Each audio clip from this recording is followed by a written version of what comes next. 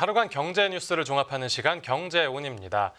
우리나라와 폴란드 정부가 한자리에서 방산 분야 협력 확대 방안을 논의했습니다. 회담에서 어떤 전략들이 구체화됐을지 뉴스 포인트에서 살펴보겠습니다. 지금 자리에 홍경표 기자 나와 있습니다. 안녕하십니까? 안녕하세요.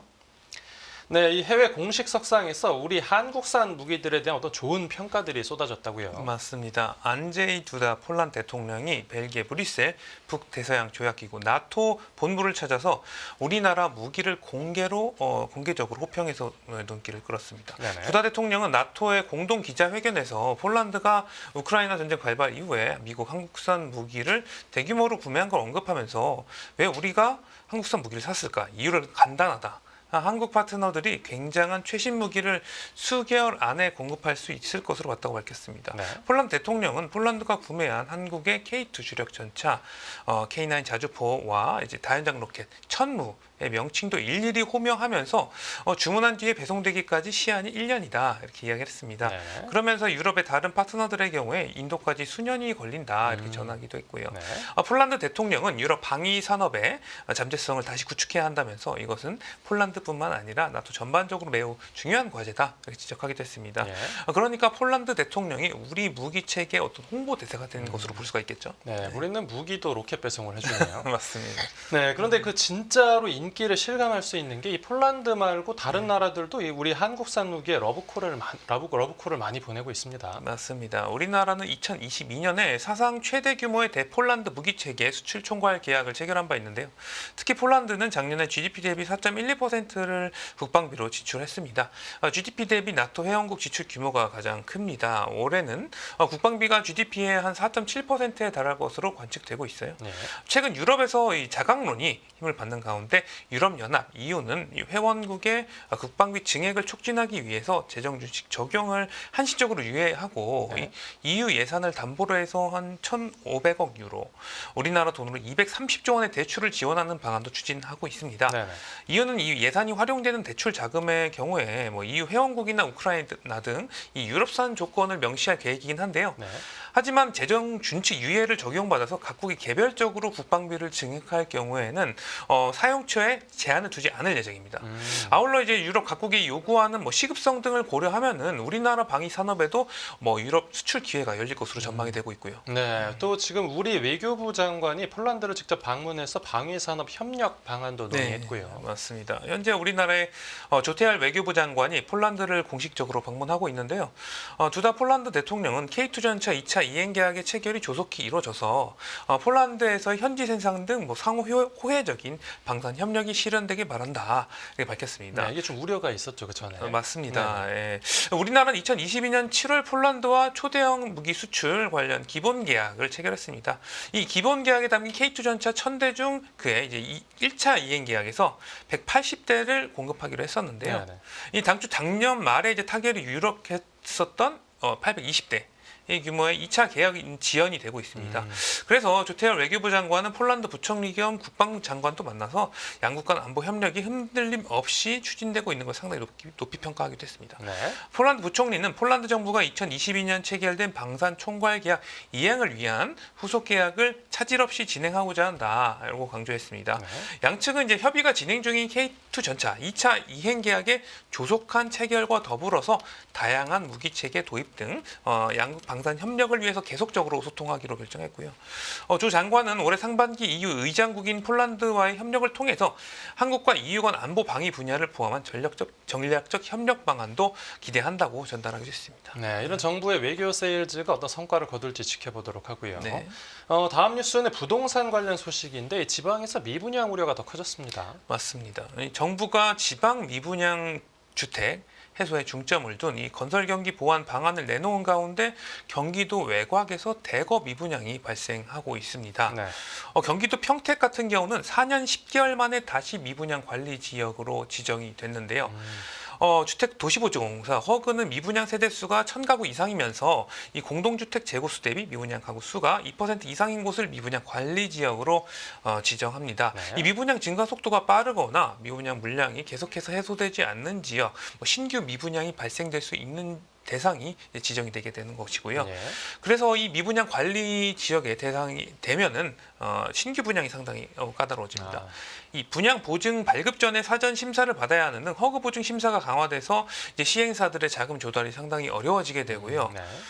그러니까 이게 이렇게 관리 지역이 되게 되면은 신규 공급을 제한해서 있는 분양 물량을 털어내겠다 이런 취지라고 볼 수가 있겠습니다. 네네. 그래서 평택은 2018년 5월부터 2년 가까이 미분양 관리 지역에서 벗어나지 못하고 있다가 부동산 경기가 다시 호황을 찾으면서 경기 외곽 지역에서 이제 지방으로 퍼진 그 온기가 퍼진 2020년 6월에 이제 재회가 됐어요. 네. 그러다가 4월에 이제 10개월 만에 다시 관리 지역이 4년 10개월 만에 다시 관리 지역이 된 것이죠. 네. 평택 미분양은 작년 1월만 해도 한 361가구 수준이었는데 올해 1월에 6,438가구로 18배나 급증했습니다. 네. 경기 지역 전체 미분양의 42.5%가 평택에 집중됐고요. 네, 이게 뭐 거의 한 5년 만에 관리 지역으로 들어간 건데 지금 그렇죠. 평택 구체적으로 어떤 단지들이 이렇게 미분양이 많이 났죠? 평택 이 미분양의 주요 원인으로는 이 삼성 반도체 산업 불황이 꼽히고 있는데요. 네. 이 삼성전자 평택 캠퍼스 공장 건설이 지연되면서 작년 11월에서 12월 청약을 진행했던 단지들 같은 경우는 처참한 성적표를 받아들었습니다. 네네. 평택 브레인시티 일반 산업단지 인근의 A아파트 같은 경우는 1, 2순위 청약 때는 864가구를 모집을 했었는데 신청자가 94가구에 그쳤습니다. B아파트 역시 1, 2순위 청약 때 1933가구를 모집을 했는데 신청사가 지금 312명뿐이어서 미분양이 계속해서 쌓이고 있고요. 네, 1,000가구 넘게 지금 미분양이 쌓여 있는 그렇죠. 상황이고 네네. 평택이 뭐 이런 정도라고 하면 뭐 다른 지역들 상황도 비슷하겠습니다. 맞습니다. 경기도 내에서는 평택 다음으로는 이천이 미분양이 심한데요. 네. 이천이 1,873가구, 광주가 899가구, 양주가 730가구 순으로 미분양이 많은 상황입니다. 네. 이천 같은 경우는 작년 8월부터 8개월 연속으로 미분양 관리 지역으로 지정이 됐습니다. 예.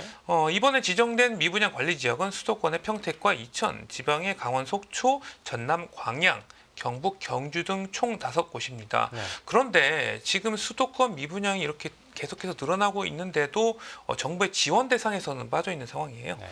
현재 미분양 주택을 구입한다고 하면은 주택수에서 제외해주는 이 과세 특례가 적용이 되는데 이건 비수도권에만 해당되는 것입니다. 네.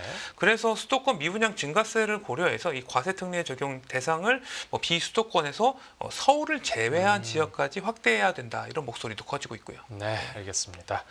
다음 뉴스 넘어가 보죠. 지금 건설사들의 위기음이 심각한데 이 부도 위기에 놓였거나 아니면 실제로 부도가 난 회사들이 상당하다고요. 맞습니다. 이 연초부터 중소 중견 건설사들의 자금 사정이 상당히 심상치 않은 모습이에요. 네. 한동안 지속된 고물가와 고금리 환경에서 경기 침체 위험까지 커지면서 이 버티지 못하는 건설사들이 상당히 늘어나고 있습니다. 올해 1월 신동아 건설에 이어서 대저건설, 2월에 삼부토건, 대우 조선해양건설 등이 기업 회생 절차, 법정 관리를 신청했습니다. 네네.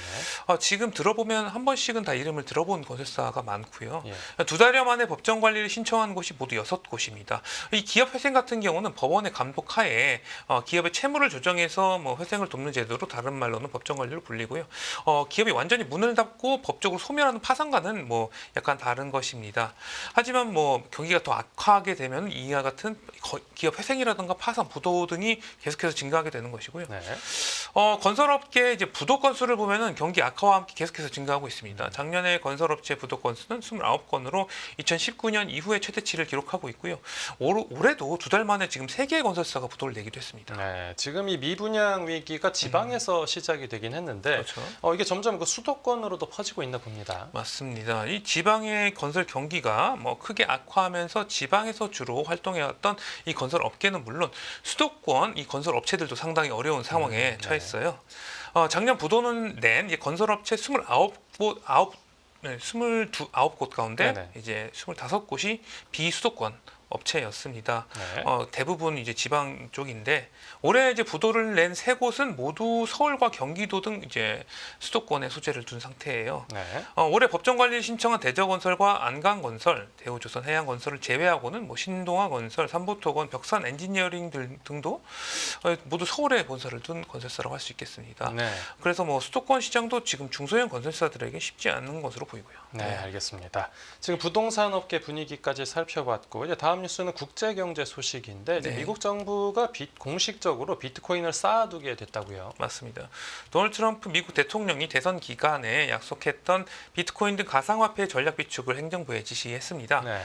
데이비스 엑스 백악관 인공지능 가상화폐 차르는 트럼프 대통령이 비트코인의 전략 비축을 지시하는 행정명령에 서명했다고 밝혔습니다. 네. 이 가상화폐 차르는 형사 또는 민사 몰수 절차의 일환으로 압수된 이 연방 정부 소유의 비트코인이 재산 비축에 활용될 것이라면서 이는 납세자에게 단 10센트의 비용도 발생하지 않는다는 것을 의미한다. 이렇게 설명했습니다. 네. 그래서 미국 정부는 비축한 이 비트코인을 판매하지 않을 것이며 이를 통해서 가치를 저장하는 기능을 수행할 것이라고 밝히기도 했고요. 네. 그는 이제 미국 정부가 과거에 보유한 비트코인은 너무 일찍 매각해서 170억 달러가 넘는 자산 가치를 상실했다고 밝혔습니다. 이 가상화폐 차르는 행정 명령에 따라서 재무부와 상무부 장관은 비트코인을 추가로 확보하기 위한 예산 중립적인 전략을 수립할 권한을 갖게 된다고 밝혔습니다. 네. 이 행정 명령은 이제 형사 민사적 절차를 통해서 몰수한 기타 디지털 자산의 비축도 지시를 하기도 했고요. 네. 그럼 앞으로 이제 가상화폐 가격은 어떻게 되는 겁니까? 사실 이번 행정 명령을 뜯어보면은 연방 정부가 이미 보유한 가상화폐를 비축하겠다고 했을 뿐, 그러니까 정부의 세금으로 가상화폐를 사겠다는 건 아닙니다. 네. 가상화폐 차르는 정부는 몰수 절차를 통해서 확보한 자산 외에는 비축을 위한 자산을 추가로 획득하지는 않겠다. 이 비축하는 목적은 재무부하의 정부 디지털 자산을 책임 있게 관리하기 위함이라고 말했습니다. 네. 그러니까 말씀드린 대로 이 투자자들은 상당히 정부 돈을 들여서 비트코인을 사들일 거라고 기대를 했었는데 정부 차원에서 예산을 투입해서 이 가상화폐를 투입하지는 않겠다는 의미라고 볼 수가 있겠죠. 네. 투자자들은 좀 많이 실망했겠네요. 그렇습니다. 네. 그래서 이 가상화폐 차르는 미국 정부가 비트코인 약 20만 개를 보유한 것으로 추정되지만 이를 제대로 감사한 적이 없다면서 행정 명령은 정부가 보유한 디지털 자산의 완전한 파악과 기록을 의미한다 이렇게 설명을 했습니다. 네. 그래서 미국 정부가 세금으로 가상화폐를 구매하지 않겠다고 발표하면서 정부의 직접 매입을 예상했던 시장의 추측을 일축하면서 가상화폐 가격은 일제히 떨어졌습니다. 네. 비트코인이나 이더리움 등 알트코인 가격도 하락세를 나타냈고요. 네, 알겠습니다. 오늘 뉴스 포인트는 여기서 정리하죠. 잘 들었습니다. 감사합니다.